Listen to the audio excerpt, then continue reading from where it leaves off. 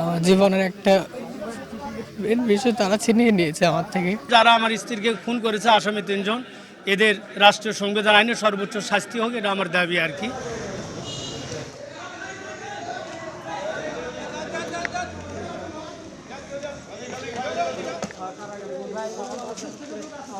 খোদার দরবারে শুকরিয়া, এবং একটা ব্যথা আছে যেটা থাকবে সবসময়।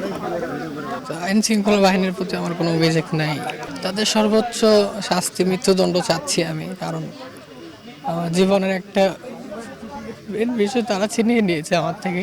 আমার ভাই নির্দোষ ছিল, নির্দোষ হওয়ার পরেও সে মোটামুটি প্রায় 15-20 দিনের মতন জেলে ছিল। তো এই জিনিসটা আসলে আমরা বাসা থেকেও অনেক কষ্টেই দিন কাটছিল আমাদের, কারণ আমাদের নিজের ভাই সে এক জায়গায় একটা কষ্টে দিন কাল যাপন করছে আর আমরা বাসায় বসে আছি।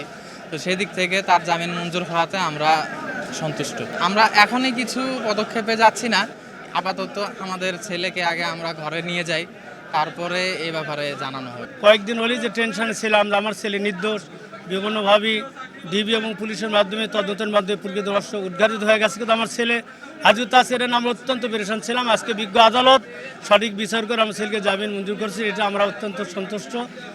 এবং যারা এই সঠিক তথ্যটা উদ্ঘাটন করেছে আর কি, তাদেরকে মোবারকবাদ জানায়।